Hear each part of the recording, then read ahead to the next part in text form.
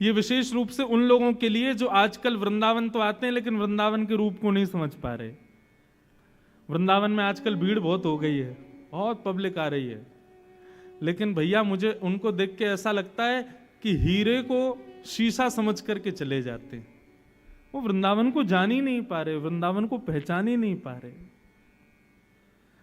वृंदावन प्रथम रज के भाव से श्याम सुंदर और श्री जी की सेवा में है। दूसरा लता गुल्म पत्र पुष्प फल इनके भाव से श्री जी की सेवा में है। जब हमारे श्याम सुंदर और श्री जी विहार करते हैं ना, कई जगह पदों में पढ़ने में आता है कि जिन वृक्षों पर फल उत्पन्न नहीं हुए होते या हो भी गए होते लेकिन कच्चे होते हैं, जैसे ही देखते हैं किशोरी जी आ रही हैं, श्याम सुंदर आ रहे हैं, तो फल अपना वो वृक्ष अपना पूर्ण जोर लगा देता है, उस फल को तुरंत पका देता है, उस पुष्प को तुरंत सुगंधित करता है कि हमारे इस भाव से रीझ कर श्यामा जी इसका स्पर्श कर लें, इसका सेवन कर लें।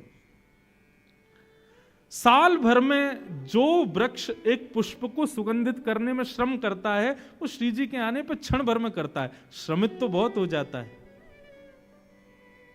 लेकिन श्री जी सेवा में स्वीकार करें, इसके लिए वृंदावन के वृक्ष गुल्म पत्र पुष्प ये सब अपने आप को सुगंधित और पुष्पित करके रखते हैं। तो वृंदावन की दूसरी सेवा का भाव है वहां के लता गुल्म वृक्ष पत्र।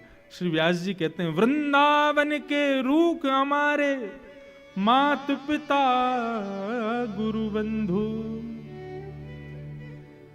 वृंदावन के वृक्ष वल्लरियां ये सब कौन है? ये सब हमारे माता हैं, पिता हैं, गुरु हैं, बंधु हैं, ये सब हमारे हैं। इसलिए हमारे व्रजमंडल में कई संत जन तो वृक्षों से ही लिपट लिपट करके आनंदित होते हैं। तमाल वृक्ष को देख करके सोचते हैं कि ये जरूर श्याम सुंदर ही होंगे।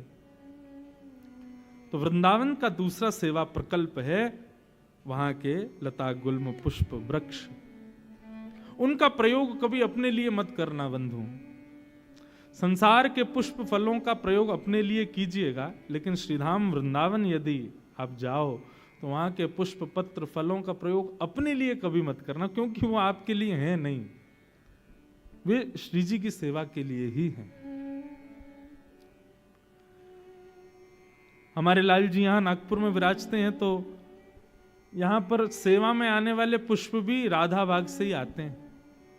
किशोरी जी के बाग के पुष्प ही सेवा में पधारते हैं। परिवार ढांडनिया परिवार ने एक बाग ही ऐसा बनाया जहां के पुष्प सब श्री जी की सेवा में ही जाते हैं, और बस ये 4 दिन के लिए वो कुछ पुष्प हमारे लाल जी के पास भी आ जाते हैं, नहीं तो श्री जी के पास ही जाते हैं हमेशा। वास्तव में ये बात तो भागवत में भी प्रमाणित है कि पृथ्वी अपने ऊपर अन्न पुष्प फल इन सबका प्रादुर्भाव हमारे आपके लिए नहीं करती है। भागवत में कथा आती है, पृथु महाराज का चरित्र आता है, जिनकी वजह से धरती को पृथ्वी कहा जाता है। तो पृथु महाराज के चरित्र में भाव आता है कि पृथ्वी ने एक बार अपनी समस्त बीज उत्पन्न करने की, फलों को उत्पन्न करने की, पुष्पों को उत्पन्न करने की समस्त शक्तियों को अपने अंदर समेट लिया। क्यों? क्योंकि मानव इन सब का उपभोग करता था अपने लिए, ठाकुर जी की सेवा में नहीं लगाता था। पृथु महाराज जब प्रकट हुए तो सबने प्रार्थना की, महाराज पृथ्वी बंजर हो गई है, इस पर वृक्ष नहीं होते, अनाज नहीं होता, आप कुछ करिए, आप हमारे राजा हैं। तब पृथु महाराज ने पृथ्वी से प्रार्थना की, यज्ञ किया, तब पृथ्वी प्रकट हुई और भूमि देवी ने प्रकट होकर के कहा, आज्ञा करें महाराज। तब पृथु महाराज ने कहा कि आप क्यों बंजर हो गई हो, पुष्प फल बीज ये सब आपने क्यों समेट लिए अपने अंदर? तब पृथ्वी कहती है, क्योंकि मानव मेरा उपभोग कर रहा है। मैंने अनाज को, फल को, वृक्ष को, पत्तों को, पुष्पों को आप सबके उपभोग के लिए नहीं निकाला है, मैंने इसलिए निकाला ताकि कोई एक भक्त मुझे मेरे से उत्पन्न होने वाले उन फलों को, पुष्पों को, आदि आदि वस्तुओं को ले जाके ठाकुर जी को अर्पित करे, फिर स्वयं पाले, मुझे कोई आपत्ति नहीं। लेकिन ठाकुर जी को बिना निवेदित किए खुद सेवन करता है, मुझे बहुत कष्ट होता है। इसलिए पृथ्वी ने अपनी समस्त शक्तियों को दबा लिया। तब पृथु महाराज ने वचन दिया, बोले मैं वचन देता हूं आज के बाद वैष्णव परिवार में बिना भोग लगे कोई भी अन्न नहीं पाएगा। तब पृथ्वी ने अनाजों को प्रकट करना प्रारंभ किया। इसलिए बंधुओं, आप यही मत मानो कि केवल आप ही सेवक हो श्याम सुंदर के। जड़ चेतन सब ठाकुर जी की सेवा के लिए ही हैं। जब उनको बिना निवेदित किए हम उसका उपभोग करते हैं, तो श्रीमद् भगवद गीता में तो भगवान कहते हैं भुंजते ते त्वघम पापात ये पचंत्यात्म कारणम। जो अपने कारण से वस्तु का उपभोग करते हैं वो अपना पाप स्वीकार कर रहे हैं। इसलिए भैया कुछ भी हो सबसे पहले ठाकुर जी को, किशोरी जी को निवेदित करो, क्योंकि वो प्रकट उन्हीं के लिए हुआ है। उसके बाद उसका सेवन स्वयं करो। पृथ्वी भी तो मुक्त होना चाहती है ना, और वो मुक्त कैसे होगी जब हम उसको निवेदित करेंगे ठाकुर जी को। इस प्रकार पृथु महाराज ने पृथ्वी से निवेदन किया और तब पृथ्वी ने इन सब वस्तुओं को अपने ऊपर प्रकट किया। तो वृंदावन विशेष रूप से जो कुछ भी प्रकट करता है वो सब ठाकुर जी की सेवा के लिए ही प्रकट करता है। उसका उपभोग अपने लिए कभी मत करना। तो प्रथम रज, द्वितीय वनचर वस्तु, सघन कुंज, पुष्प फल आदि, और तीसरा वृंदावन के रसिक जन। वे रसिक आपको प्रसन्न करने के लिए नहीं बने, क्षमा कीजिएगा। वृंदावन में कई लोग मुझसे आकर के, कभी कभी फ्लाइट में कोई मिल जाए, ट्रेन में कोई मिल जाए, या वैसे कोई मिल जाते हैं, तो महाराज जी आपका वो भजन बहुत बढ़िया नेक सुनाए दो। कोई जादूगर थोड़ी है नेक में जादू दिखाए दो। वृंदावन में यदि कोई रसिक, मैं अपने आप को रसिक नहीं बोल रहा हूं, इनडायरेक्ट वे में बोल भी रहा हूं, लेकिन वैसे अगर देखो तो वृंदावन में जितने भी रसिक जन, कोई यदि रस का तनिक मात्र भी भाव प्रकट करता है तो उसका भाव भी संसार के लिए नहीं है, श्री जी के लिए ही है। ये बात दोनों पक्षों से समझिएगा।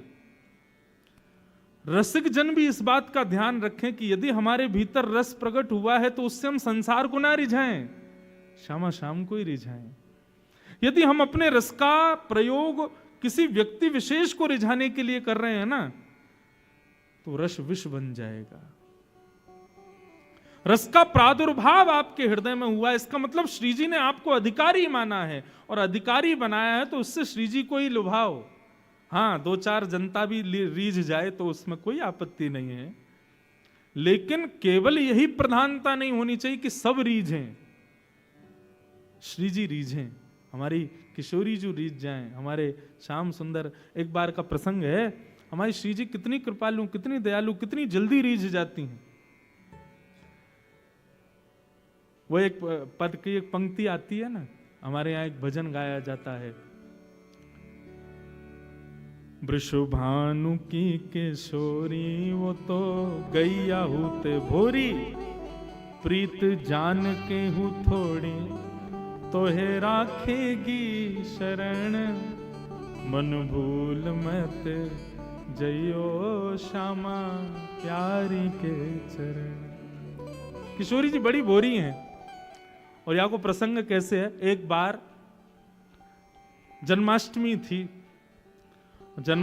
थी तो श्री हमारी श्यामा जू नंदगांव गई, लाला को जन्मदिन है, हम भी बधाई दिया मैं।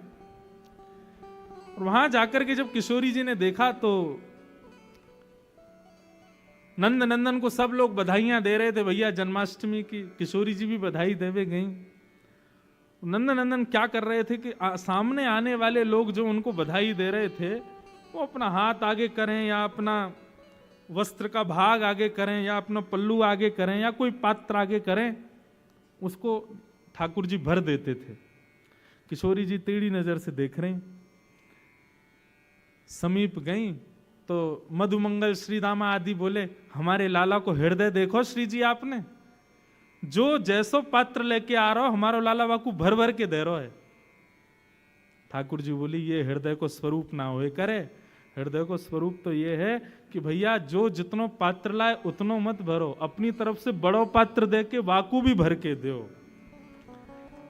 या में कौन सी निर्मलता, कोई ने हाथ आगे किए, अब बेचारे को हाथ इतना छोटो कि वहां में 2 ही लड्डू आ सकें, तो बेचारे को 2 ही मिलेगा। अब कोई पात्र बड़ो लिया है तो बागू भर के दे रहे हैं। अरे हमारे श्याम सुंदर को भाव तो ऐसा होना चाहिए, बड़े बड़े पात्र लेके आओ, सबन को पात्र दो और फिर बागू भरो, तब उन पर कृपा करो।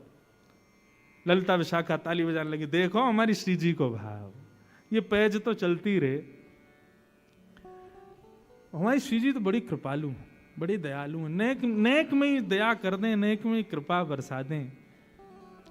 हमारे श्याम सुंदर कभी कभी श्री जी को दिखावे के काजे कृपा करें, देखो हमने वो कृपा करी, लेकिन श्री जी दिखावे ना है। श्री जी को भाव ही ऐसा होवे कि ठाकुर जी वही में ही हार जाएं, या के आगे और कहा करें हम। तो श्री जी को स्वभाव है। तो इसलिए भैया यदि आपके भीतर रस आया है, आपके भीतर भाव आया है, उस भाव से, उस रस से, उस ज्ञान से, उस भाव से संसार को मत रिझाओ। ये वृंदावन चतुर्व्यूह से श्री जी की सेवा करता है। तो तीसरा व्यूह जो है वो रसिक है, रसिक जन। वृंदावन के रसिक जन हो या वृंदावन के बाहर रहने वाले रसिक जन हो, वे सब अपने भाव से किशोरी जी को प्रसन्न करें, उनको आनंदित करें, ऐसा भाव है। और चौथा वृंदावन का जो भाव है वो श्री यमुना जी, रज वृक्षवल्लरी सघन कुंज,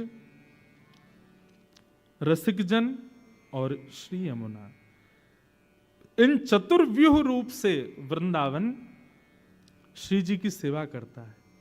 हमारे श्याम सुंदर की सेवा करते हैं, उनको लाड़ लड़ाते हैं, उनको प्रसन्न करने का भाव करते हैं। इसलिए वृंदावन आओ तो इन चारों की शरण ग्रहण करो, रज सघन कुंज लता गुल्म पत्र पुष्प, रसिक जन और श्री यमुना जी। इन चारण को प्रणाम प्रथम करो, वाके बाद बिहारी जी को दर्शन करो, वाके बाद राधा वल्लभ जी को दर्शन करो, वाके बाद राधा रमण जी के पास जाओ। अभी हम लोग चूक क्यों रहे हैं पता है? ये वृंदावन को सेल्फी पॉइंट और ये रील्स बनाने की स्थिति में क्यों लिया है हम लोग? क्योंकि हमने गुरु का आश्रय तो लिया ही नहीं। हमने 4 गुरुओं को छोड़ सीधे ठाकुर जी का दर्शन किया, हम उसको समझ ही नहीं पाएंगे, हम उनको जान ही नहीं पाएंगे। मैथ्स की बुक है, साइंस की बुक है, सोशल स्टडीज की बुक है, और बुक समझ में तो तब आएगी ना जब गुरु का आश्रय लोगे। ऐसे ही भैया ये राधा रमण जी भी एक किताब हैं, राधा वल्लभ जी भी एक किताब हैं, श्री बिहारी जी भी एक किताब हैं। इनको तब समझोगे जब गुरु को आश्रय लोगे। हम किसी व्यक्ति विशेष के पास जाने की नहीं कह रहे। ये 4 गुरु वृंदावन में हैं चतुर्व्यूह रूप से, श्री रज, श्री सघन कुंज, श्री रसिक जन और श्री यमुना जी। इन चारों को आश्रय पहले लो और वाके बाद आप प्रवेश करो।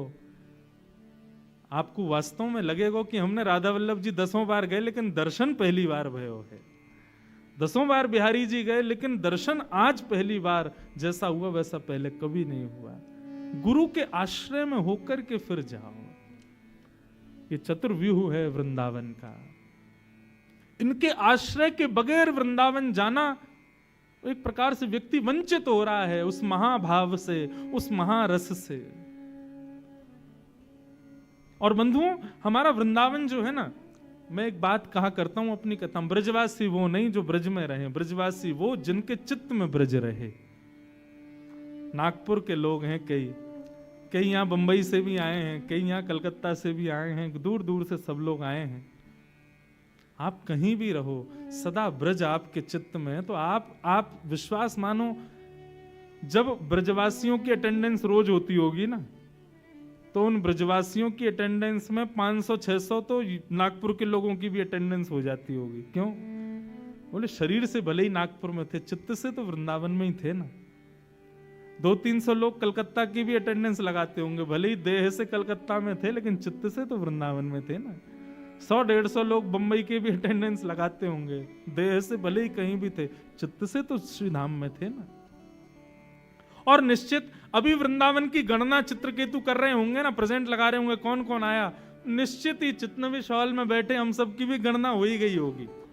क्योंकि बैठे भले कहीं भी हैं, वृंदावन को याद तो कर रहे हैं ना। आप चाहे नागपुर रहो, बंबई रहो, कलकत्ता रहो, यहां रह करके भी इन चतुर्व्यूह का स्मरण नित्य करो। ब्रज की रज, ब्रज के लता गुल्म पत्र पुष्प, ब्रज के रसिक जन और श्री यमुना जी। इन चारों को कोई व्यक्ति यदि नित्य प्रणाम करे, मुझे ऐसा लगता है कि श्री जी और हमारे ठाकुर जी फिर उसको कितना भी अभागा हो उस पर कृपा करेंगे निश्चित, क्योंकि ये योग्य बनाते हैं उनके।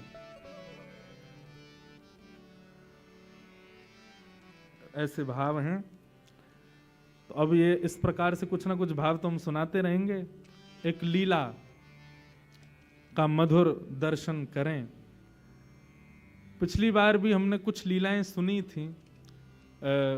मुंदरी चोरी लीला सुनी थी, नौका विहार लीला सुनी थी, और कौन सी सुनी थी बताओ? हाँ, मान लीला सुनी थी, और कौन सी सुनी? हाँ, प्रथम मिलन लीला सुनी थी। अब यही सब लीलाओं में एक बड़ी अद्भुत लीला आज मिली ठाकुर जी की और किशोरी जी की, उसका दर्शन करें। इतना सुंदर भाव है।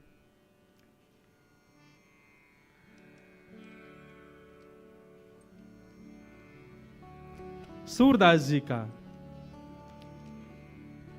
भाव है और बहुत सुंदर है। ऐसा भाव है कि भैया श्री कीर्ति मैया, वैसे तो किशोरी जी हमारी इतनी सुकोमला हैं, सदा सखीन के मध्य में रहें, सब सहचरी सेवा करें, लेकिन आज कीर्ति मैया किशोरी जी से ऐसे ही केवल दिखाने के भाव से, समाज को दिखे उस भाव से किशोरी जी से कहती हैं, लाली अब धीरे धीरे घर के काम काज भी सीखो, आने चाहिए, लेकिन काम काज सिखावे तो हैं कीर्ति मैया, लेकिन ये ललता विशाखा आदि सब सखी ऐसी हैं कछु करन ना दें किशोरी जी को। लेकिन आज किशोरी जी हट करके बैठी हैं कि नहीं, आज मैया जो कार्य कहेगी हम जरूर करेंगे। और मैया ने कार्य कह दियो है, बोलो लाली आज एक काम कर, गौशाला में जाके गैया को दूध काट के ला। और किशोरी जी आज गैया को दूध दोहे में जा रही हैं। इतनी सुंदर लीला है। अच्छा, आजकल तो गौशालाओं में गायों को बांध देते हैं, लेकिन प्राचीन काल में ऐसा नहीं था। किशोरी जी को देख करके गैया के भी मन में भाव आया हो या लीला को और बढ़िया संवरण किया जाए। तो किशोरी जी तो जैसे ही दूध दोहे हुए बैठी हैं, अत्यंत सुकोमला, अत्यंत सुकुमारी किशोरी जी के हस्तकमल को स्पर्श पाकर के गाय मन में विचार करने लगी, श्रम है जाएगा श्री जी को, या काम में तो एक ही निपुण है, नंद नंदन वही तो करवाएंगी। तो गैया वहां से भागी, अब पीछे पीछे श्री जी भाग रही हैं, ललता विशाखा भाग रही हैं गैया को पकड़वे को। इतने में ही सघन कुंज में सामने नंद नंदन दिखाई दिए हैं। नंद नंदन ने जैसे ही देखो सोई किशोरी चिल्ला के बोली, अरे नेक मेरी गैया को पकड़ो, दूध दोहनो है, अरे नेक या को पकड़ लियो। इतने में ही ठाकुर जी ने महाराज अपने सुंदर पराक्रम से वह गैया को पकड़ लियो और गैया को पकड़ के बोले, कहो श्री जी कहाँ सेवा करें आपकी? बोले आज मैया ने हमको सेवा दी है कि जाओ गैया को दूध दोहे के लाओ। हम दूध दोहे में आई हैं, लेकिन ये गैया रुके ही नहीं रही है। ठाकुर जी बोले, दूध धोना आवे तुम पे? बोलो क्यों नहीं आवे, नेक दोहे के दिखाओ। अब जैसे ही श्री जी फिर छुए बैठी, गैया फिर भागने लगी। तब ठाकुर जी कह रहे हैं, देखो हम दोहे के दिखाएं आपको, गैया को दूध कैसे दोहो जाए। और वही भाव को श्री सूरदास जी महाराज वर्णन कर रहे हैं, अति सुंदर। सब लोग गाओ।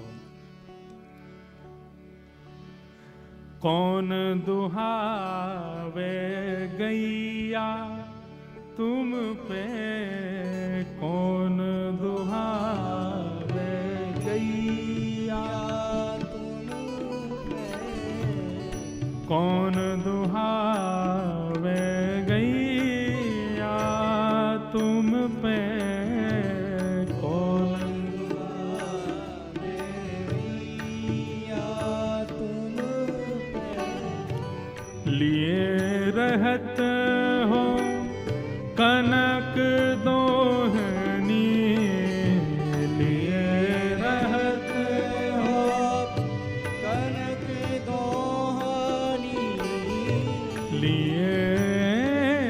रहत हो कनक दोहनी, लिए रहत हो कनक दोहनी, बैठत हो अध पैया तुम पे, बैठत हो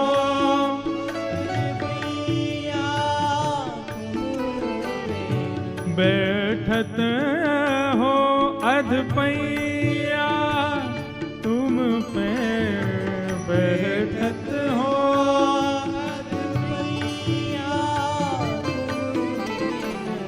कौन दुहावे गैया तुम पे, कौन दुहावे गैया तुम पे, कौन दुहावे गैया तुम पे, कौन दुहावे गैया। आहा।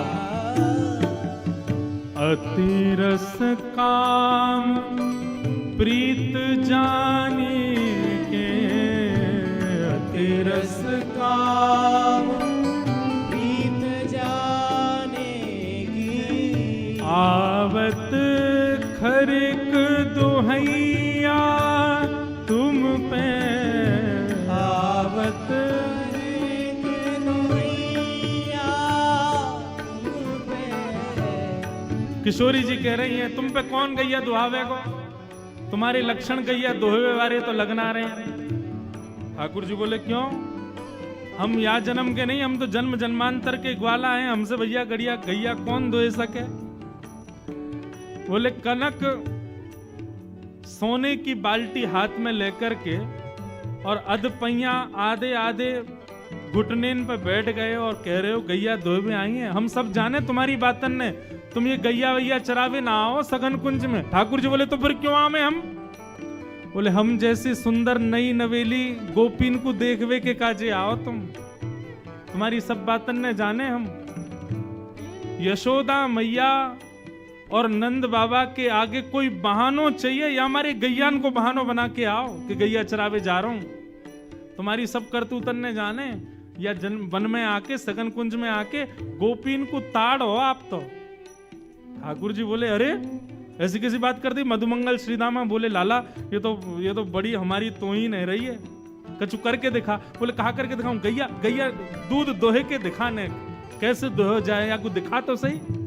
ठाकुर जी बैठ गए, सोने की बाल्टी है नीचे धरी है, गैया भी आनंद ले रही है। आज आनंद आवेगो ठाकुर जी की और किशोरी जी की मधुर लीला चल रही है और ठाकुर जी दूध दोह रहे हैं। अब दूध दोह तो नहीं, अब थोड़ी देर तो दूध काटते काटते बाल्टी में जावे, लेकिन जैसे ही श्री जी सामने आवे सो दूध की बाल्टी से वो धार अलग हटके नीचे जमीन पे गिरने लगे। अब किशोरी जी और सब गोपी मुंह पे हाथ धर के ऐसे में देखो ये दूध काटनो आवे इन पे, आधो दूध तो नीचे फैला दियो। सूरदास जी वर्णन कर रहे हैं, इत चितवत उत धार चलावत, इत चितवत उत धार चलावत, इत चितवत उत धार चलावत, इत चितवत उत धार चलावत। अरे लाला तेरो ध्यान कहीं और है और धार कहीं और कुछ चला रहा है। यही सिखायो मैया तो है, यही सिखायो मैया तो है, यही सिखायो मैया तो है, यही सिखायो मैया तुम पे कौन दुहावे गैया तुम पे, कौन दुहावे गैया तुम पे कौन दुहावे गैया तुम पे।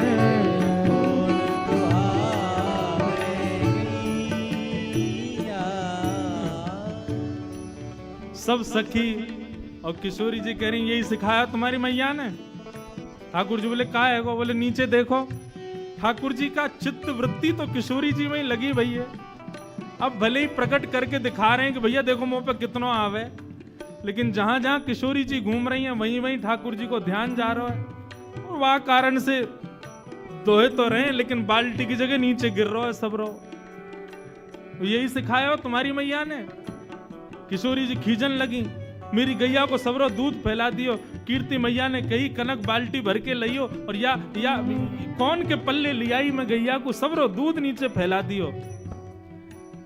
ठाकुर जी बोले मेरी मैया ने गैया दोहिनो सिखायो कि नहीं सिखायो, लेकिन तेरी मैया ने कहा सिखायो ये मुझको पता है। किशोरी जी बोली कहा सिखायो मेरी मैया ने? सूरदास जी वर्णन कर रहे हैं।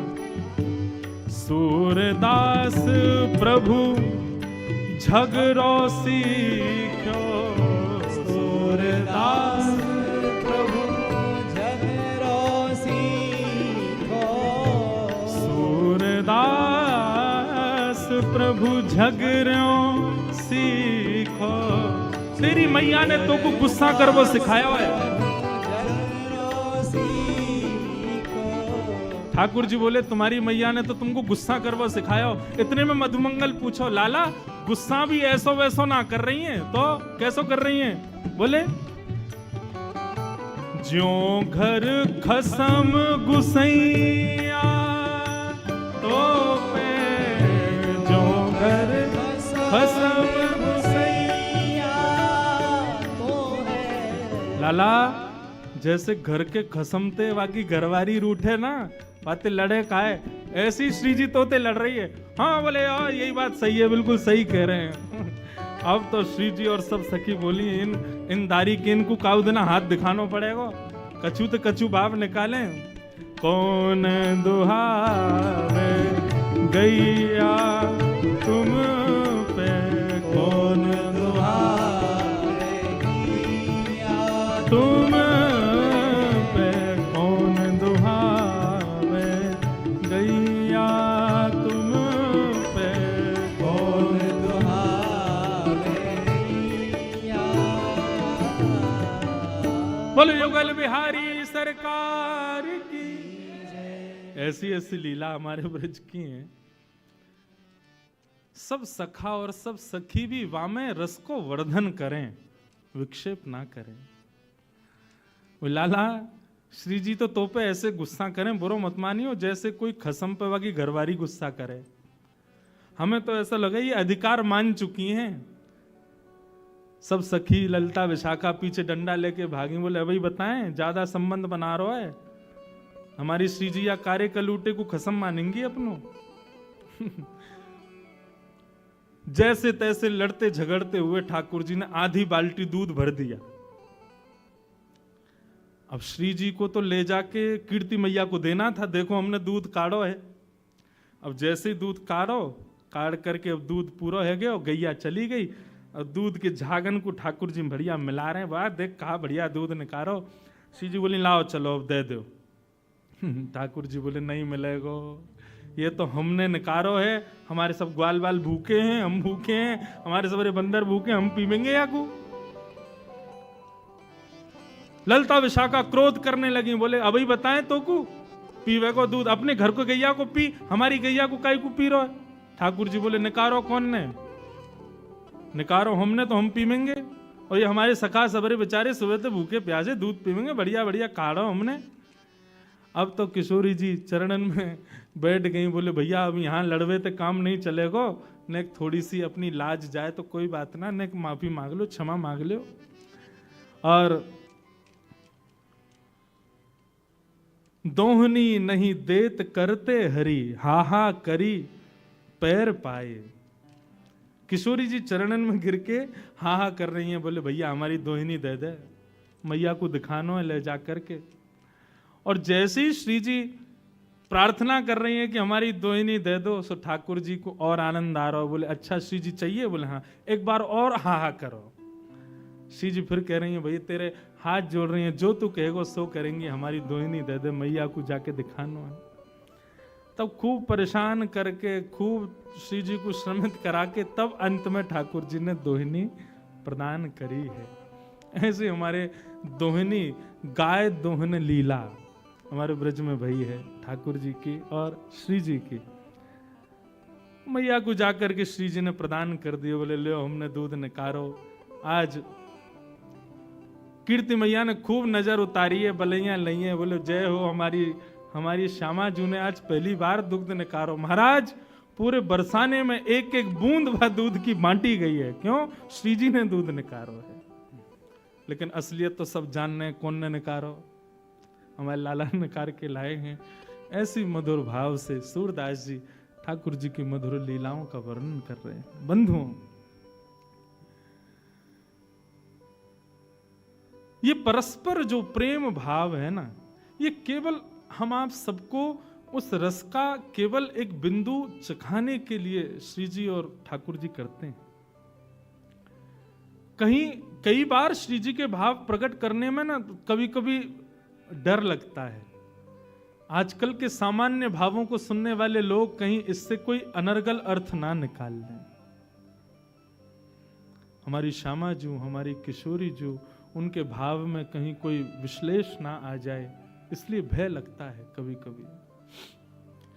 लेकिन हमारी श्री जी को प्रेम कैसा है पता है? अंतर्निष्ठ प्रेम। अंतर्निष्ठ प्रेम किसे कहते हैं? सामने देखोगे तो ऐसा लगेगा कि लड़ रही हैं, गुस्सा कर रही हैं, लेकिन जैसी श्याम सुंदर चले जावे वाके बाद श्री जी को प्रेम मानो रोम रोम से प्रकट हो गए।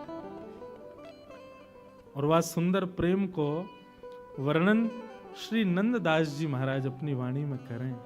बहुत सुंदर भाव है। हमारी और सर्वेश भैया की आपस में एक दूसरे को पदावलियों की वो होती है, क्या बोलते हैं उसको, कंपटीशन होता है। पद भेजो कंपटीशन। ये पद भेजते हैं तो मैं सोचता हूं इससे दुगना बढ़िया भेजूंगा। ये जो पद भेजते हैं उससे मैं रात भर चिंतन में चला जाता हूं। फिर हम ऐसा पद भेजें ये एक आध महीना को चिंतन में चले जाएं। तो किशोरी जी का एक सुंदर भाव श्री नंददास जी वर्णन करते हैं। किशोरी जी का प्रेम कैसा। अब गैया दोह के तो आ गई वापस, वहां तो खूब लड़कियां आई, झगड़ के आई हैं श्याम सुंदर से, लेकिन अब एकांत में जब बैठी हैं तब श्याम सुंदर को स्मरण करते हुए किशोरी जी कितने सुंदर भाव कह रही हैं। आहा,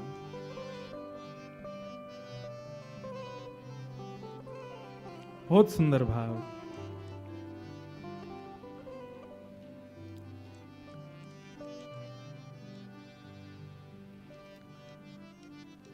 मैं पछहार रही बहू तेरो, कहू नेक नानी के हेरो।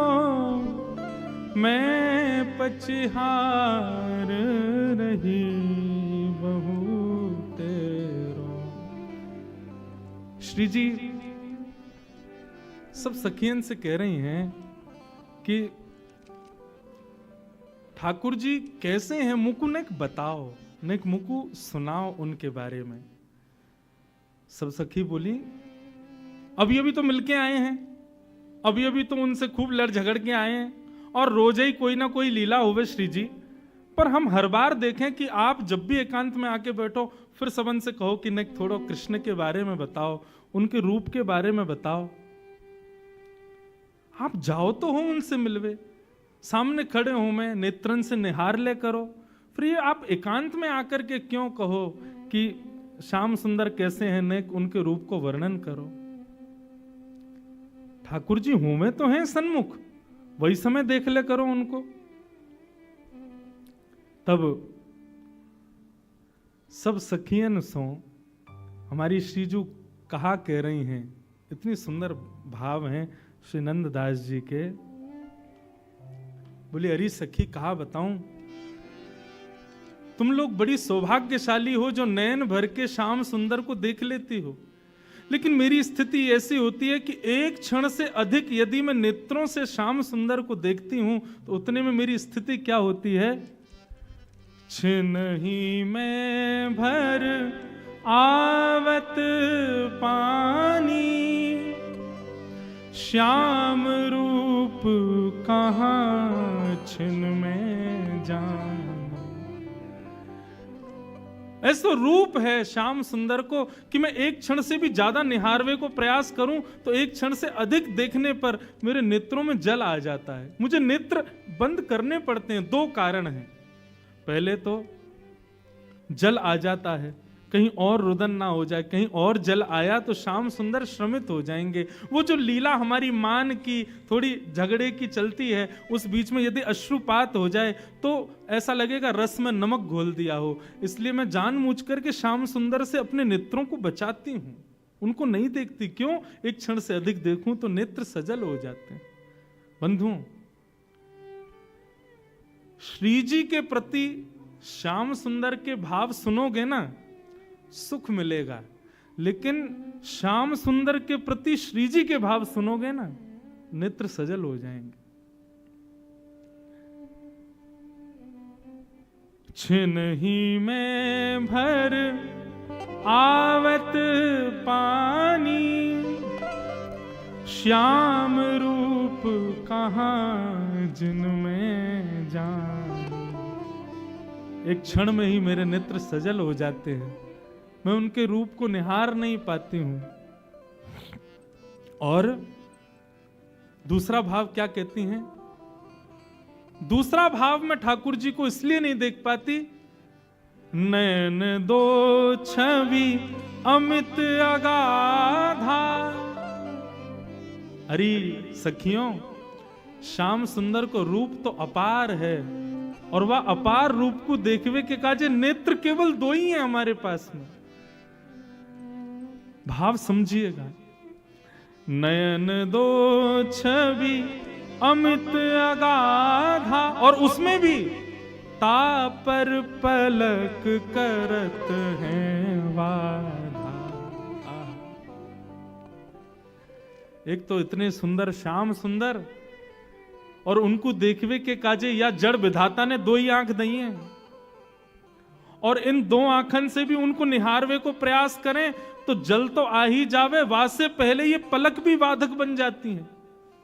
बीच बीच में देखते देखते आंखें भर आती हैं, और उसके अलावा भरें भी ना तो आंखें श्रमित हो जाती हैं, तो पलक गिर जाती हैं। श्याम सुंदर सामने हो और उस समय पलक गिरती हैं तो गोपियां गोपी गीत में कहती हैं, त्रुटिर युगायते त्वाम पश्यताम जड़ उदीक्षताम। अरे जड़ विधाता, तू जानता नहीं था कि श्याम सुंदर हमारे सामने आने वाले हैं?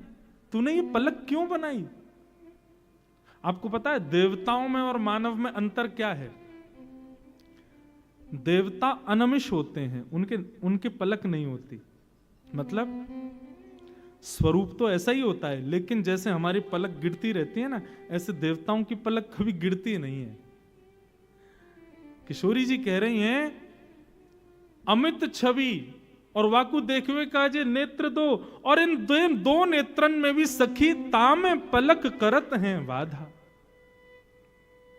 कैसे निहारूं उनको, कैसे देखूं? या हमारे मैं आप लोगों से प्रार्थना करूं कि मुझ को कृष्ण के भाव सुनाओ, उनके रूप को वर्णन सुनाओ, उनके अंग प्रत्यंग को वर्णन सुनाओ, क्योंकि देखवे की सामर्थ्य मेरी नहीं है। श्री जी के इतने सुंदर भाव। श्री जी कहती हैं, अब एक सखी बोली, तो श्री जी बा कारे कलूटे को देखवे निकाय को है। अरे आप इतनी सुंदर हो, आप तो अपना प्रतिबिंब ही देख ले करो। आपको प्रतिबिंब को जो स्वरूप है ना, वह स्वरूप को ही नेक सांवलो बना दिया जाए तो ऐसा लगेगा श्याम सुंदर ही हैं। आप तो खुद को ही देख ले करो। वह नंदनंदन को देख के कहा करना है आपको। तब श्री जी कहती हैं, जो ब्रज दीनो जन्म हमारो। अरे सखियों ध्यान से सुनो, यदि ब्रज में हमारा जन्म हुआ है तो ब्रज में जन्म लेने का एक ही कारण है। क्या? जो ब्रज दीनो जन्म हमारो, देखन को मन मोहन प्यारो। ब्रज में जन्म खाने पीने हंसने बैठने घूमने फिरने के लिए नहीं हुआ है। इस ब्रज में जन्म केवल श्याम सुंदर मनमोहन को देखने के लिए ही हुआ है। उनको नहीं देखेंगे तो कैसे काम चलेगा। हमारे यहां तो ब्रज की गोपियां श्रीमद् भागवत के वेणु गीत में कहती हैं, कभी अवसर मिलेगा ना लाल जी के ससुराल में वेणु गीत भी सुनाए। श्री जी तो आ ही जावे। वेणु गीत भी बहुत सुंदर है श्रीमद् भागवत का। गोपी गीत सबने सुना है, लेकिन भागवत के कई ऐसे अप्रकट गीत हैं, उनका भी अद्भुत भाव है। जैसे वेणु गीत, युगल गीत, श्रीमद् भागवत के ऐसे। अब वेणु गीत में क्या होता है, ठाकुर जी वन चरा रहे हैं गैया में, वन में चरा रहे हैं गैया, और वहां बैठकर के वेणु वाद्य कर रहे हैं। उस वेणु की ध्वनि को सुन करके गोपियां नेत्रबंद करती हैं, और नेत्रबंद जैसे ही करती हैं तो हृदय में ही ठाकुर जी की वो छवि प्रकट हो जाती है जो वन में लीला हो रही है, और उसका वर्णन गोपियां करती हैं। अब श्याम सुंदर ऐसे चल रहे हैं, अब श्याम सुंदर ये लीला कर रहे हैं, वही वेणु गीत है। वेणु गीत में गोपियां कहती हैं, अक्षणवताम फलमिदम न परम विदाम।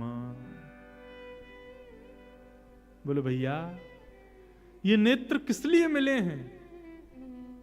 सूरदास जी का पद है ना, देखो चाहत कमल नयन को, निस दिन रहत उदासी अखियां, हरि दर्शन की प्यासी प्यासी, हरि दर्शन की प्यासी अखियां, हरि दर्शन की प्यासी।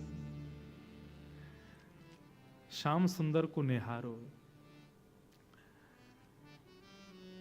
किशोरी जी कह रही हैं,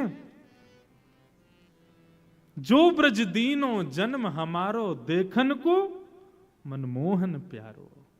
उनको देखने के लिए ही हमारा जन्म ब्रज में हुआ है। किशोरी जी बोली, मैंने तो अब सोच लियो है। ललिता विशाखा बोली, कहा सोच लियो। बोले, अब मैं तपस्या करूंगी। ललिता विशाखा बोली, क्यों।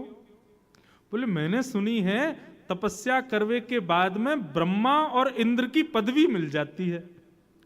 ललिता विशाखा बोली, आपको ब्रह्मा की पदवी की क्या पड़ी है। बोले, मैंने सुना है पूरे विश्व को ब्रह्मा बनाता है, तो मैं तपस्या करूंगी और तपस्या के बल से मैं विधाता बनूंगी, और यदि विधाता मैं नहीं भी बनी तो ललिता विशाखा बोली, आपको विधाता बनने की क्या जरूरत है, आप विधाता को बनाओ, आप में इतनी सामर्थ्य है। किशोरी जी बोली, सही कह रही है, इस बार तो विधाता विष्णु ने बनायो, लेकिन अगली बार जब प्रलय के बाद पृथ्वी बनेगी तब विधाता को मैं बनाऊंगी। ललिता विशाखा बोली, आप विधाता को बनाओगी, क्यों, कहा करोगी ऐसा। तब किशोरी जी का भाव सुनो। आहा, जो विधि ना को वश कर पाऊं, तो मैं पद्धति कछु और चलाऊं। विधाता जब मेरे चयन से बनेगा तो फिर मेरी जैसी इच्छा होगी वैसा विधाता पृथ्वी को बनाएगा, वैसे पृथ्वी के मानवों को बनाएगा। बोले, अच्छा, तो आप विधाता से कैसे मानव बनवाओगी। बोले, या विधाता ने तो 2 आंख वाले मानव बनाए, लेकिन जब मैं विधाता को बनाऊंगी या मैं विधाता बनूंगी तब रोम रोम प्रति नैन बनाऊं।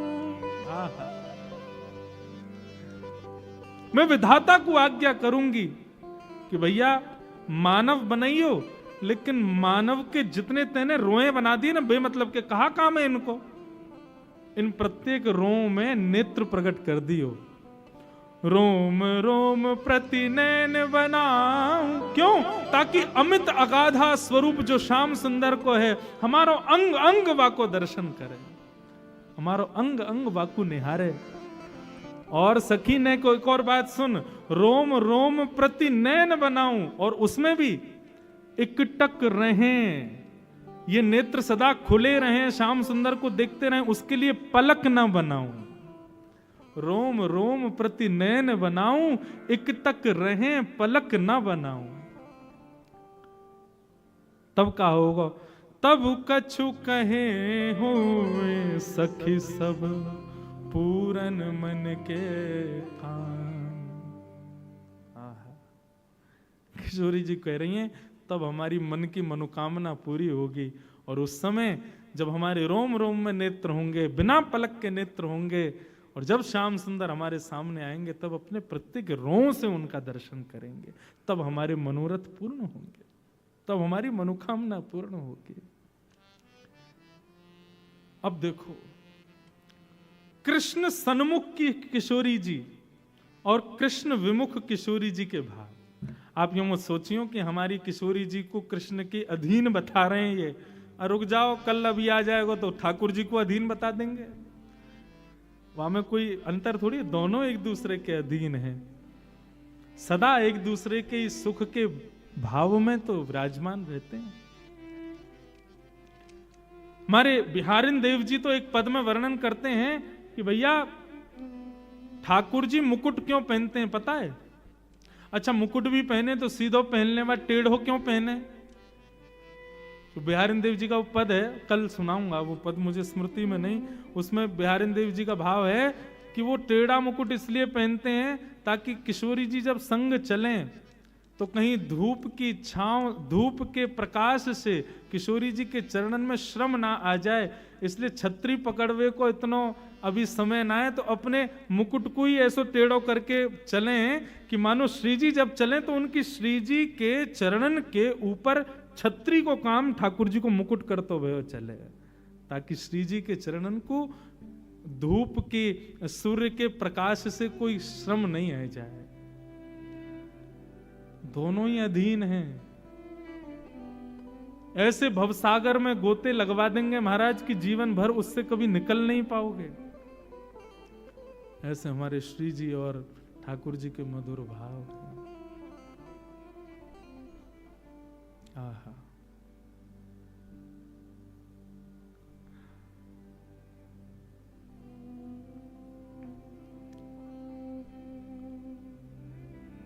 वृंदावन किस मधुर भाव में, मधुर साम्राज्य में प्यारी जू और श्यामा जू के ऐसे या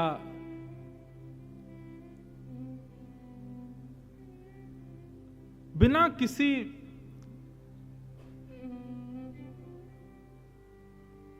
दिखावे को प्रकट किए हुए इस निर्मल प्रेम को सब सखियां सुनकर के आनंदित हो रही हैं, और दोनों रसिक जन मधुर भाव से श्री जी को प्रणाम कर रही हैं। तो ऐसे श्री जी के प्रेम उद्भाव हैं ठाकुर जी के प्रति। हमारे वृंदावन में रसिक जन यही भाव के, शायद गत वर्ष भी मैंने कहा था, श्री हृदयवंश महाप्रभु कहते हैं कि ठाकुर जी आप चाहते तो एक ही नेत्र बना देते, वहां तो किशोरी जी कह रही हैं कि अनन्य नेत्र प्रकट करो, लेकिन स्वामी श्री हृदयवंश महाप्रभु कहते हैं कि ठाकुर जी आप चाहते तो एक ही नेत्र बना देते, एक ही नेत्र से पूरा संसार हम लोग देख लेते, लेकिन आपने ये दो नेत्र यही मारे प्रकट किए ताकि एक नेत्र से हम आपको विराजमान करें, दूसरे नेत्र में श्री किशोरी जी को विराजमान करें। बसो मोरे नैनन में यह जोड़ी, नव दुल्हे ब्रजराज सांवरो, दुल्हन राधा गोरी, बसो मोरे नैनन में यह जोड़ी। ये जो श्री रसखान जी भाव प्रकट करते हैं ना, देखो दुरोवह कुंज कुटीर में परो पलोटत राधिका पायन। श्री किशोरी जी के चरणन में श्याम सुंदर अपने सिर रखे भय दर्शन दिए रसखान जी को। ये भाव भी ठाकुर जी कोई ना कोई लीला ऐसी ढूंढते रहते हैं जिसके कारण से किशोरी जी के सन्मुख जाने का और किशोरी जी को प्रणाम करने का अवसर मिले। श्याम सुंदर उससे चूकना नहीं चाहते हैं। ऐसी एक लीला हमारे ब्रज के रसिक जन सुनाते हैं। एक बार बरसाने में लाल जी कोई ना कोई बहाने ढूंढते रहे, कैसे निज महल में जाऊं, कैसे दर्शन करके आऊं। तो हमारे मलूक दास जी महाराज, उनका एक बड़ा सुंदर भाव है। ठाकुर जी जोगी बनकर के बरसाने गए और बरसाने जाकर के वहां जोगी बनकर के श्री किशोरी जी का दर्शन किया। शायद भाव मैंने गत वर्ष भी सुनाया था। जोगी रंग बीनाया अच्छा श्रृंगी नाद बजाया। अब मलूक दास जी महाराज इस भाव में ठाकुर जी की एक एक छवि का वर्णन करते हैं कि वो कैसे बनकर के आ रहे हैं। ठाकुर जी जोगी बनकर के बरसाने गए, अभी जोगी बन के जाएंगे, अगले भाव को इसके बाद हम सुना वहां में गोपी बन के जाएंगे और केवल किशोरी जी को सन्मुख रस प्राप्त हो या भाव से जा रहे हैं। श्री मलूक दास जी का भाव है, सब लोग गाओ, बड़ा प्यारा भाव है। ठाकुर जी कहें कि भैया हम कृष्ण बन के जावें तो कोई ना कोई रोक दे, दुनिया भर की बात बनावे, श्री जी भी हमसे लड़ें झगड़ें या हमारे रूप बदल के चलो। तभी ठाकुर जी ने नंदगांव में एक जोगी को देखा, घर घर जाके हाथ देख करके महाराज भविष्य बता रहा है। ठाकुर जी बोले ये बढ़िया है, मधुमंगल श्री दामा ऐसी पोशाक लाओ हमारे काजी। बोले क्यों, हम भी जोगी बन के जाएंगे। बोले क्यों, किशोरी जी की हाथ रेखा देख के आमे ने बता के आमे उनको भविष्य कैसा है। ठाकुर जी जोगी बन करके जा रहे हैं, श्री मलूक दास जी महाराज इसका वर्णन कर रहे हैं। सब लोग गई हो। जोगी रंग भीनाया ओ अच्छा श्रृंगी नाद बजाया। जोगी रंग भीनाया अच्छा श्रृंगी नाद बजाया। ओ जोगी रंग बीनाया ए अच्छा श्रृंगी नाद बजाया। जोगी रंग भीनाया अच्छा श्रृंगी नाद बजाया। ओ जोगी रंग बीनाया अच्छा श्रृंगी नाद बजाया। जोगी रंग भीनाया अच्छा श्रृंगी नाद बजाया। हो मोतिन लर अलख गंगा मानो जटा जूट में गंगा। ओ मोतिन लर अलख गंगा मानो जटा जूट में गंगा। ठाकुर जी ने अपने केशों में वो एक पत्ता होता है, उसमें से दूध निकलता है सफेद सफेद। उस दूध के बढ़िया रस को लेकर के अपने केशों में बढ़िया जटा बना ली। वहां पे दास की कथा थी और एक ही मंच पे सुबह हमारी भागवत होती थी, शाम को मलुक पीठ वाले पूज्य श्री राजेंद्र दास जी महाराज की भक्तमाल होती थी। एक ही संग रुके थे, तो वहीं रात में 2 बजे महाराज जी ने ये पद मुझे सुनाया था। तो महाराज जी यहाँ पे बोले, इंद्रेश जी, मलियागिरी भस्म ब्राजे मानो सुर डमरू बाजे। श्री मलुक दास जी महाराज कह रहे हैं मलियागिरी भस्म, मलियागिरी तो चंदन होता है, भस्म कैसे हो गई? मैंने कहा हाँ महाराज जी ये बात तो सही है, मलियागिरी तो चंदन होता है, भस्म कहां से हुई? तो वे कह रहे हैं, बोले भैया श्री किशोरी जी के दर्शन की ऐसी अग्नि लगी है ठाकुर जी के चित्त में कि मलियागिरी चंदन लगाया, लेकिन किशोरी जी की दर्शन की लालसा से, उस चित्त में दर्शन की अभिलाषा की अग्नि से वो चंदन भस्म बन गया। वाह, ऐसे तड़प रहे हैं, ऐसे मचल रहे हैं किशोरी जी को देखने के लिए। लगायो तो चंदन है लेकिन भस्म बन गया है। मलियागिरी भस्म ब्राजे,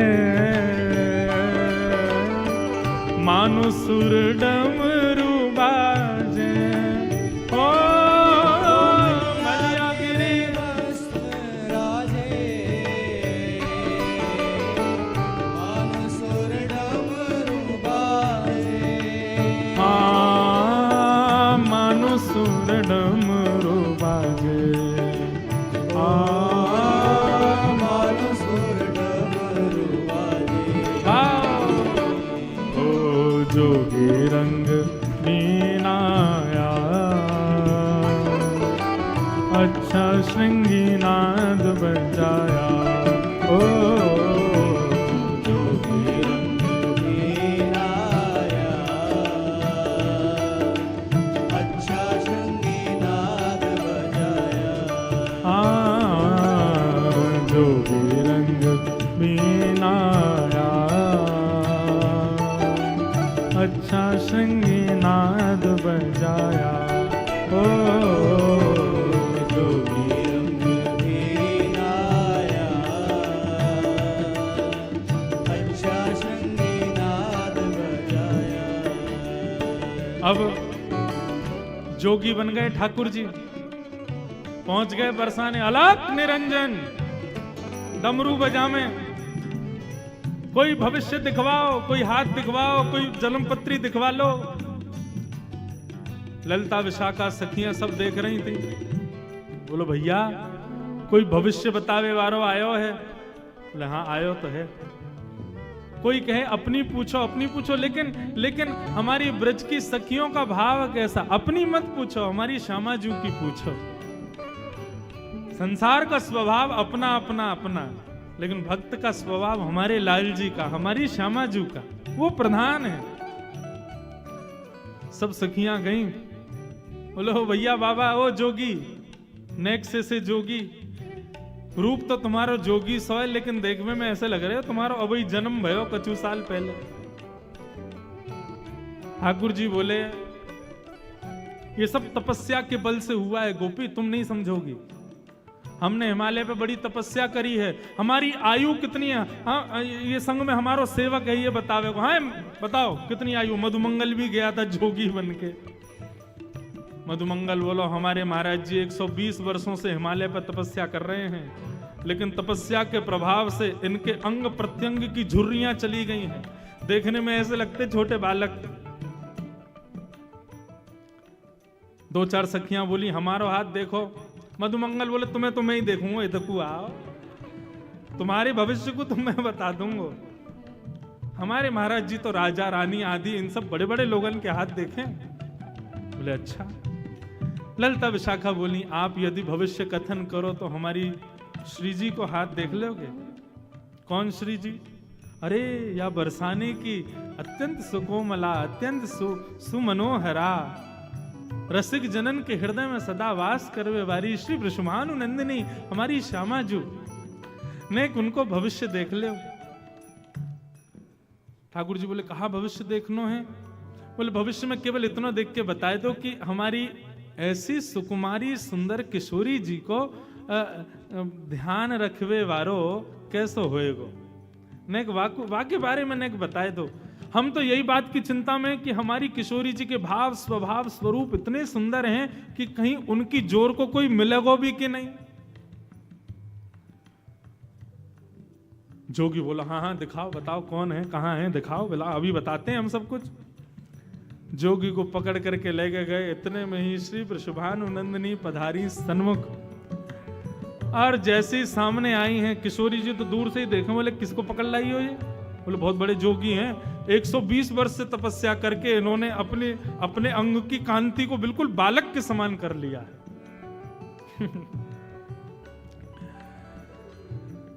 किशोरी जी गईं, हाथ दिखाने लगी। ठाकुर जी हस्त कमल देखने लगे।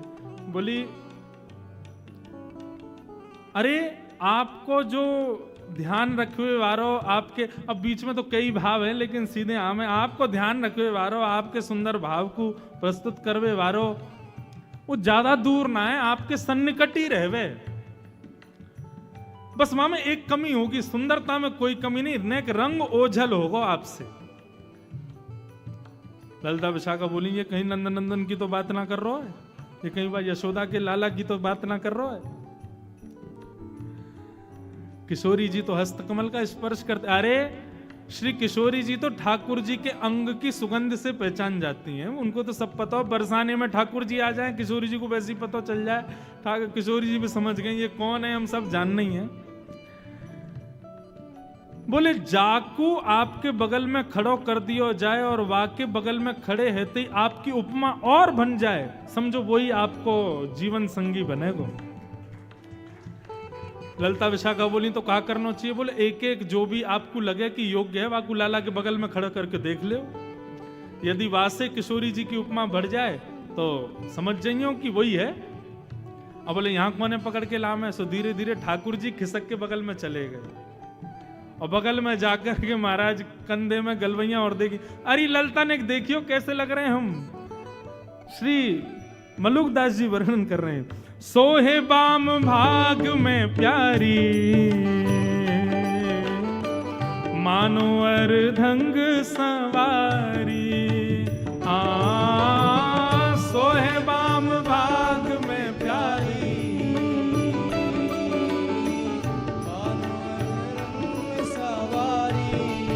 अरे हाँ सोहे बाम भाग में प्यारी, मानो अर्धंग सवारी, सोहे बाम भाग में प्यारी,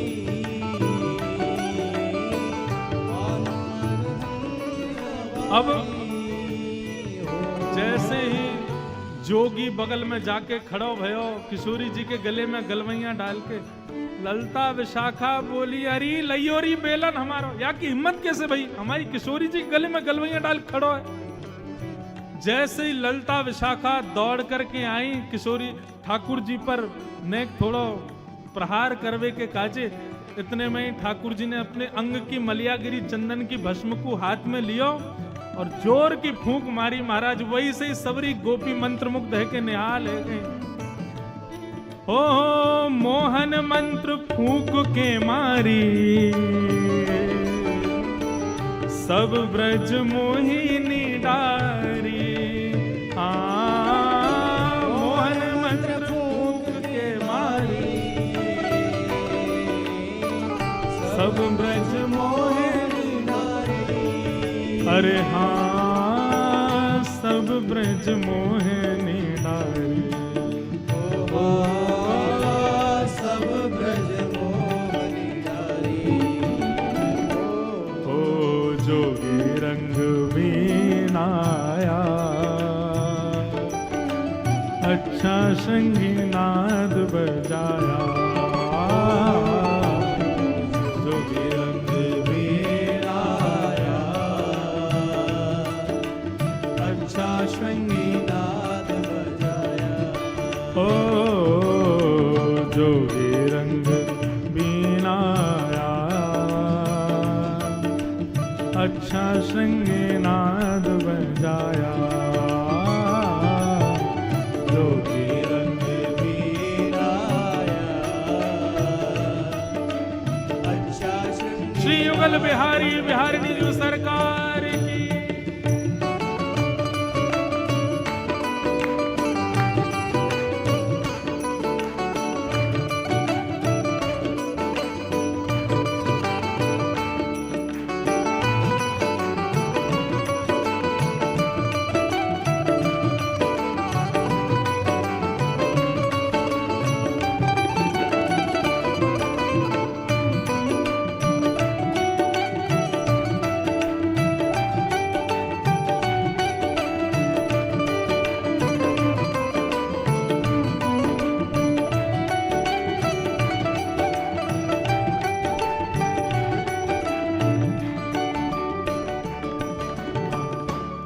किशोरी जी के दर्शन के अभिलाषा से आए थे ठाकुर जी, रूप बदल के सब सखियों को मूर्छित कर दिया और नैन भर के देखने लगे श्यामा जी को।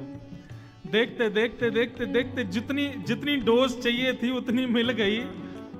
उसके बाद क्या हुआ? जोगी छवि बावरो डोले, राधे राधे राधे बोले। हाँ, जोगी छवि बाबरो डोले, राधे राधे राधे बोले। अरे हाँ, जोगी छवि बावरो डोले, राधे राधे राधे बोले। हाँ, जोगी छवि बावरो डोले, राधे राधे राधे बोले।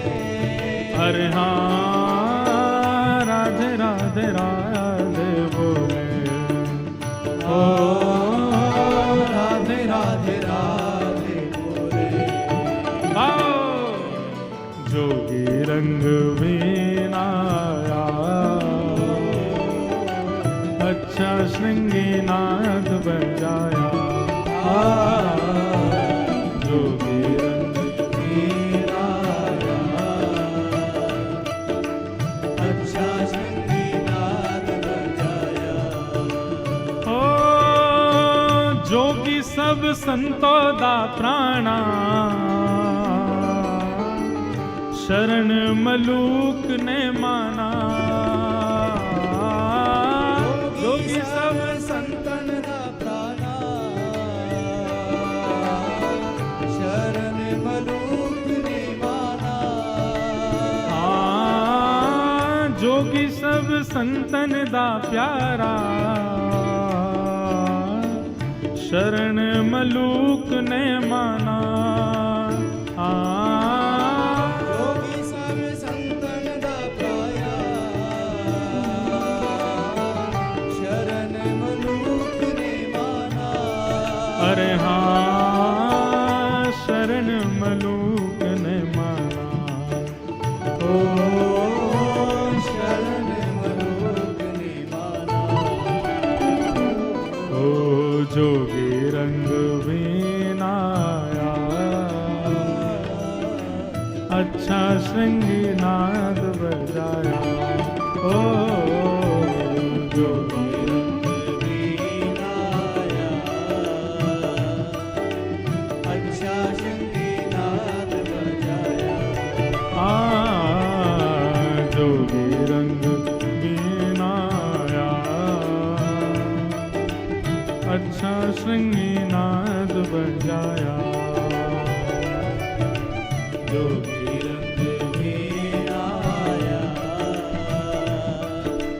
अच्छा संगीनाद बजाया। जय राधे राधे, राधे राधे, श्री राधे राधे, राधे राधे, जय राधे राधे, राधे राधे, श्री राधे राधे, राधे राधे, जय राधे राधे, राधे राधे, श्री राधे राधे, राधे राधे, जय राधे राधे, राधे राधे, श्री राधे राधे, राधे राधे, जय राधे राधे, राधे राधे, श्री राधे राधे, राधे राधे, जय राधे राधे, राधे राधे, श्री राधे राधे, राधे राधे, जय राधे राधे। राधे राधे। भैया, जमाई पक्ष के हम हैं और लाली पक्ष के आप लोग हो, और हम ज्यादा श्रम करें आपको देखने में अच्छा लग रहा है। हम ही गावे, हम ही ताली बजावे, नहीं भुजा उठा के भाव से गाओ।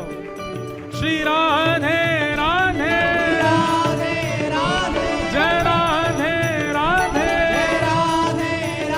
वृषभानु दुलारी राधे राधे बरसाने वारी राधे राधे श्री कीर्ति प्यारी राधे राधे वृषभानु दुलारी राधे राधे श्री कृष्ण प्यारी राधे राधे वृंदावन वारी राधे राधे जय राधे राधे जय राधे राधे जय राधे राधे जय राधे राधे जय जय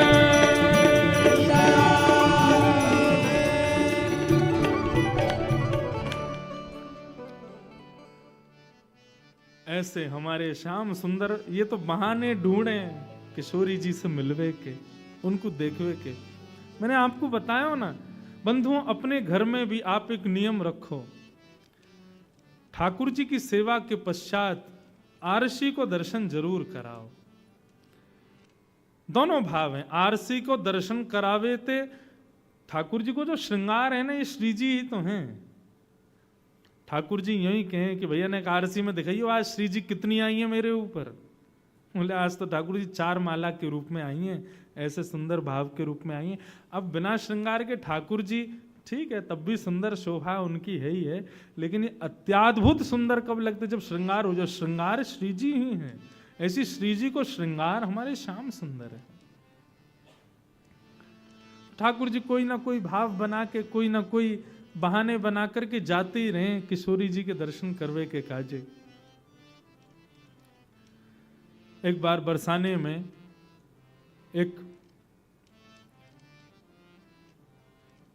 गोपी के बेटा को ब्याह भयो, और वहां के बेटा को जैसे ही ब्याह भयो तो ठाकुर जी पहुंच गए वहां गोपी के घर, और गोपी से जाके कहें अरे तेने अपने छोरा को ब्याह कियो, किशोरी जी को आमंत्रण नहीं दियो।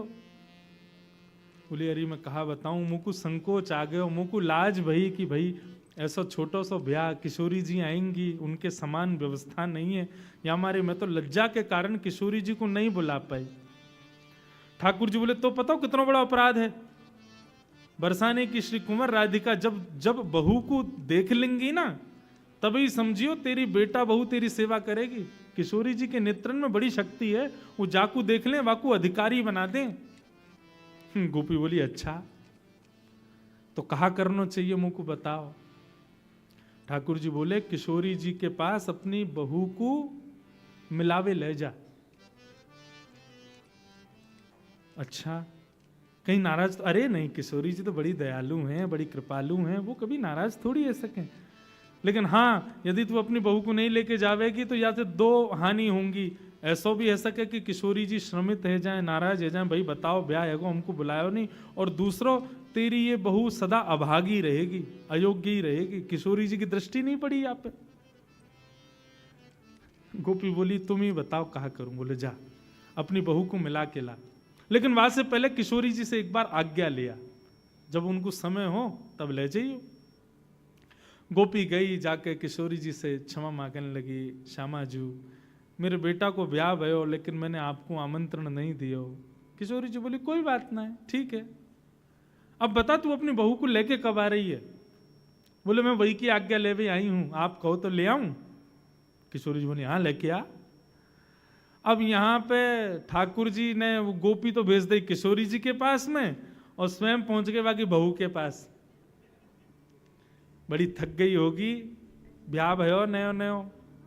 हाँ श्याम सुंदर थक तो गई हूँ, तेरी सास मुंह से कह के गई मैं तो जा रही हूँ 84 कोस की परिक्रमा, गोवर्धन की परिक्रमा लगा के आऊंगी, बाकी तो समय लग जाएगा।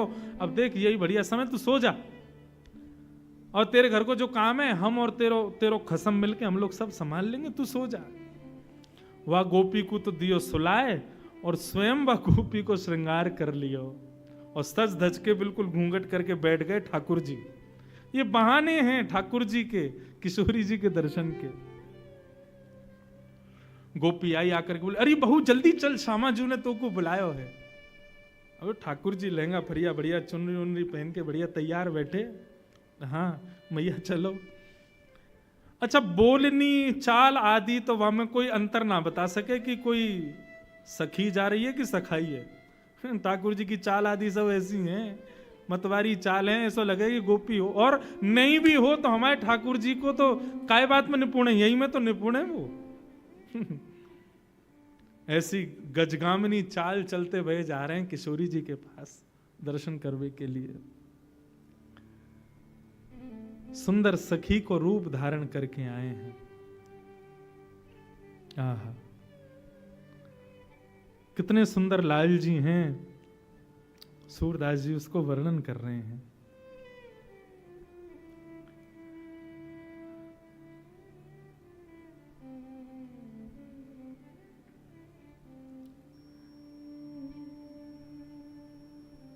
ठाकुर जी ने जैसी बरसाने में निज महल में प्रवेश किया,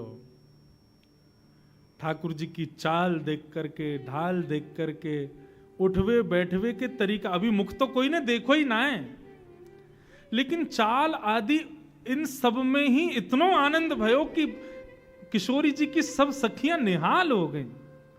और सब गोपी कहें, बोली वारी गोपी तो बहुत बढ़िया बहू लेके आइए, या कि तो चाल देख करके, या कि बैठवे के तरीका देख करके, ऐसे अचक अचक के चलवे के भावन से ही पता चल रहा है कि भैया बड़ी बड़ी सुधी बहू है तेरी।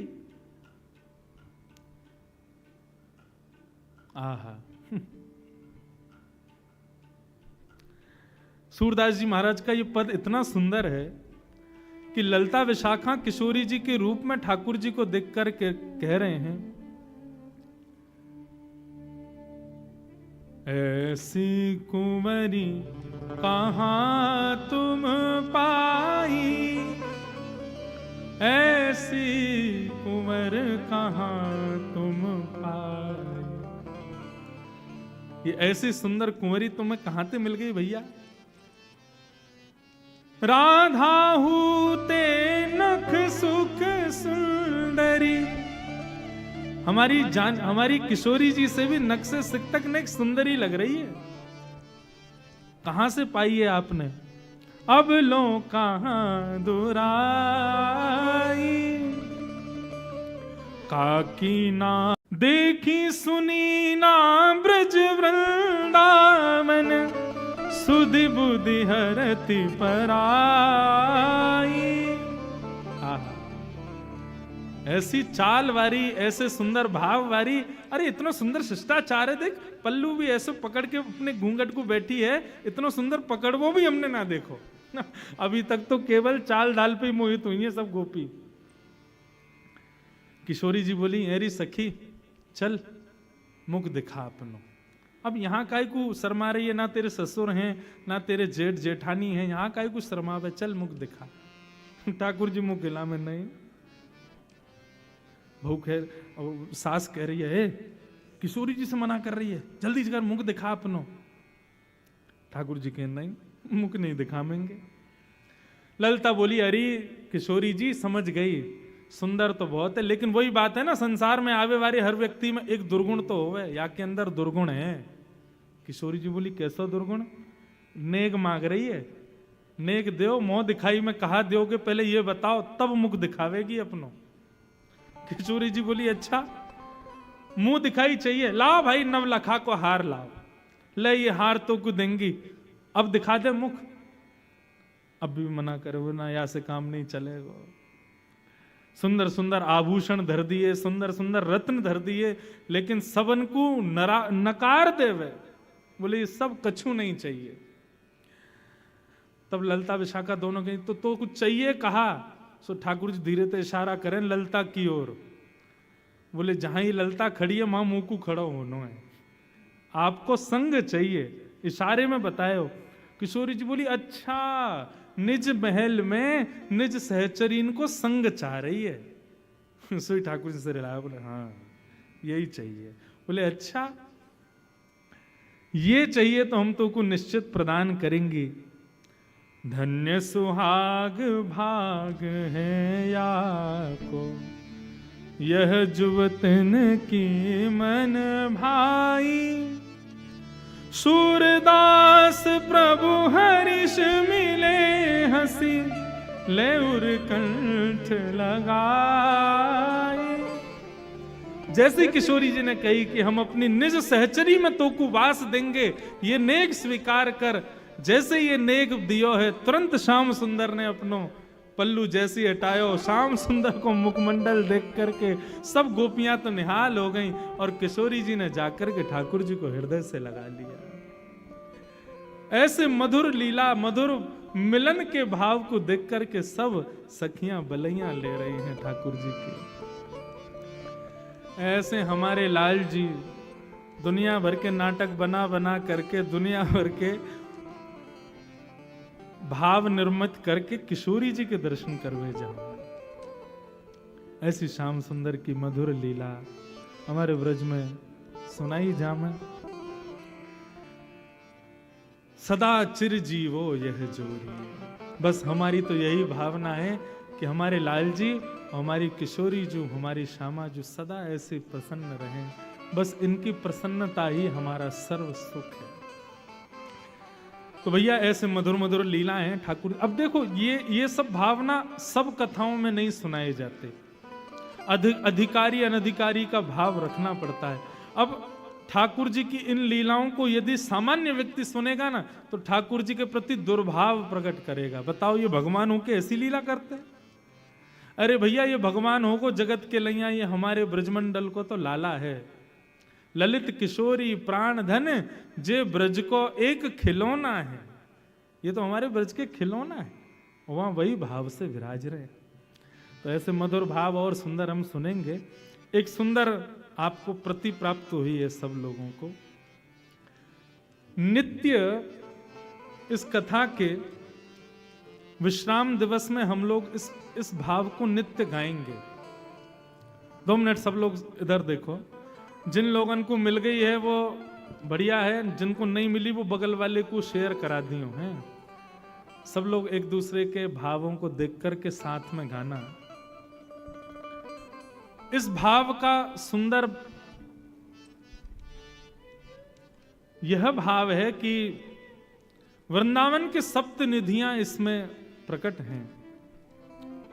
सब लोग इधर देखो, इधर देखो, नेक सुनते लो बात, जब गावे तब देखियो नीचे। हमारी किशोरी जी ने 7 आचार्यों पर कृपा की ब्रज वृंदावन में, और उन सप्त आचार्यों ने वृंदावन को सुशोभित किया सप्त निधियों के द्वारा। उन सप्त निधियों का भाव इस पंक्ति, इस पद में वर्णित है। हमारे लाल जी की कृपा से ये पद लाल जी की ही रचना है। इसके रचनाकार कौन है? हमारे गिरधर लाल जी ही हैं। तो इसलिए अब हमने ये भाव रखा है, जहां भी कोई ऐसी रस चर्चा होगी उस कथा के विश्राम में इस भाव को निश्चित गाएंगे, ताकि वृंदावन को प्रणाम हो। तो जैसा सब जानते हैं कि श्री राधा रानी ने वृंदावन की रचना की है, तो वृंदावन में बिहारी जी की भी रचना कौन ने करी? श्री किशोरी जी ने करी है। श्री राधा वल्लभ जी की भी रचना किशोरी जी की है। राधा रमन जी की भी रचना किशोरी जी की है। किसी मूर्तिकार ने नहीं बनाया इनको, श्री जी ने ही बनाया है। उस भाव से ये पंक्तियां हैं। सब लोग मेरे साथ में गाओ, और याद रखिएगा इसके रचयिता कौन है? गिरधर लाल जी। सब लोग भाव से गाओ।